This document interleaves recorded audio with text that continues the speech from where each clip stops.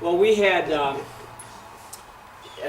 couple of visitors yesterday. There were dogs that were here that have since gone home, and it was just a mud fest. It was like almost 50 degrees, and it was gross. It was gross. Our backyard's pretty. It's bad.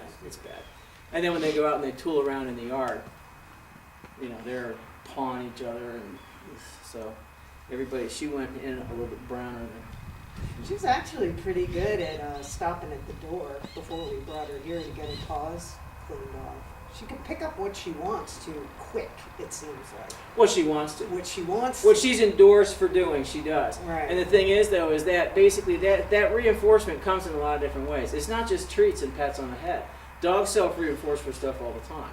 And, and she's pretty clever in that aspect. She's one of those dogs who's kind of like, you know what?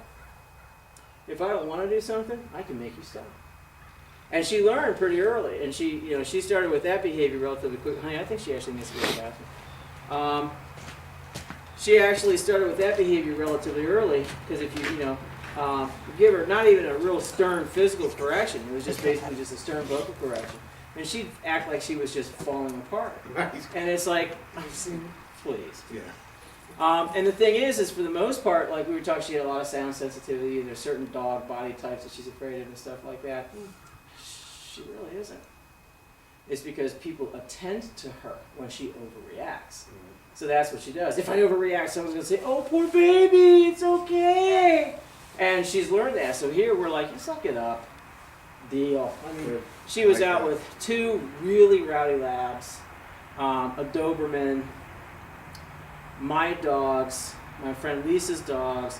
She was out with a butt ton of dogs. She held her own. I mean, first it was pretty overwhelming, and then she's like, oh my God. And then when she realized no one was going to save her, she's like, oh, well, okay. And that was it. She was fine. And they churned up that yard for a good 40 minutes. Thankfully we brought her up here, because I can, just talking to you in the last couple of weeks, we could have never done this. What she you was have to going remember. wild. Well, and the thing is basically, and again, it's timing is the big issue. Because she's really a good dog. Yeah. She's very sweet. But what's happened is you've been rewarding her for really inappropriate behavior. Mm-hmm. You haven't intended to. It's not like you deliberately planned to make your dog afraid of noise or make that isn't how it works.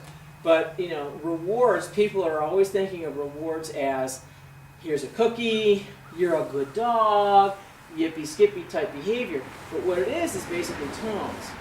So when she overreacts, you're walking down the street and your car backfires and she wigs out and you're like, oh, it's okay, don't worry, oh, it's okay. That's a reward. So the next that's time, what I did. yeah, I did just the next time she hears a loud noise, she like sucks right into you, and you're like, oh, it's okay, don't worry. So what they learn is when I overreact, I get attention. When I would walk her, every time a car would go by, she'd get scared. That's just what I would do. Yep, and she really has no fear of cars. I mean, we had 6 or 7 of them in the yard yesterday, moving, and she was like, meh, whatever. She was distracted by other stuff, so she had less concern because the devil that you know is better than the devil that you don't. So the thing that she was moderately, and I actually use this as a training modality, if a dog has a profound fear of something and a moderate to profound fear of something else, in order to help them overcome both fears almost simultaneously, I'll force them in front of both. And the dog's going to suck into the one thing it knows. Because this poses less of a problem for me than this new scary thing does. So I'm going to overcome this. I ain't going to like it, but this I can handle. My stress levels have incorporated my ability to accommodate this. And then we use B stressor in order to help overcome C stressor, and so on and so forth. But the thing is you simply cannot prepare a dog for all of the things that are going to make it insane. Okay? You can only teach it some coping mechanisms. Off, keep your feet to yourself. Out, what you have, you must get back. Leave it, what you want, you cannot have. Okay? And command compliance, which dictates when I say sit and stay, if that freight train is barreling down at you at 90 miles an hour, you have to be assured, I still mean sit and stay. And that way the dog starts learning confidence about how to, handle itself, conduct itself appropriately in public or socially. just like people. Like we had a bow, or like a bow window with a big counter. I had plants on there until Lucy decided she could jump up there. And there's a couple things. One, it's just glass. I mean, she could seriously, like she really could go right through it. Not to mention, you know, he came home all the plants were on the floor. But she kept doing it.